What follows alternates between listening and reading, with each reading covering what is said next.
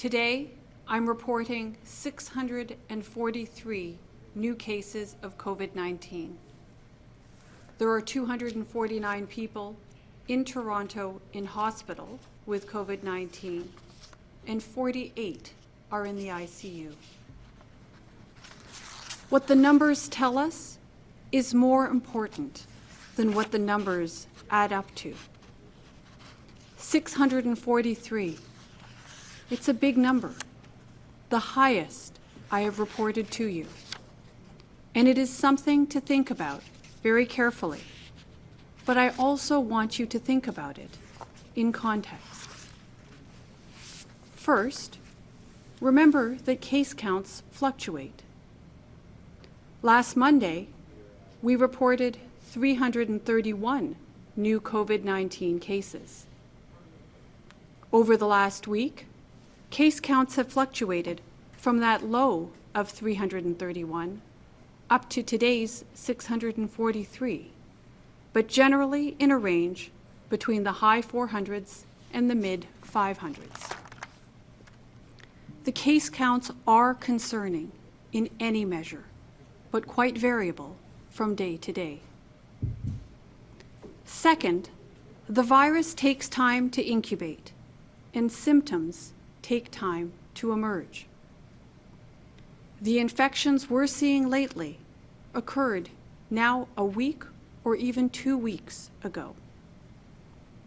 The provincial restrictions, the gray zone designation in which Toronto now operates, has only been in place for 1 week. The restrictions are in the early stages. Contact between people has only just been reduced as a result of the measures. And certainly we know that keeping distance is effective. We've seen the positive outcomes of distancing measures many times in many places, including right here in Toronto.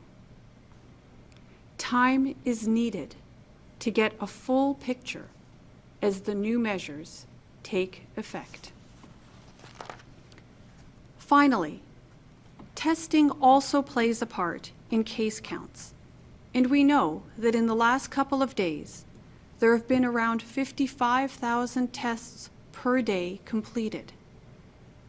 So this is bound to capture a higher number of infections, given the extent to which COVID-19 is spreading here in Toronto. This context brings us to what, for me, is the most important point. Please keep your guard up. I hope it does not take a high number like the one we have today to make that point resonate. I would far rather that people reflect briefly on today as one sobering number, but draw from it a renewed commitment to keeping our collective guard up. By making smart choices about where we go, who we see, and what we do, and by renewing our commitment to doing all we can to limit the spread of the virus, we can prevent infections. Distance works. Masks work. Hand washing works. Staying apart works. We are at lowest risk in our own homes with the people we live with every day. And for the foreseeable future, those are the people we should see the most, for our protection and for everybody else's. High case counts are in large part under our own control. By the same token, so is getting our case counts down. I know there is a real awareness of what we can do on an individual basis to play our part, as I know many, many people are doing. And I'm confident that we are going to see good results if we all do just that.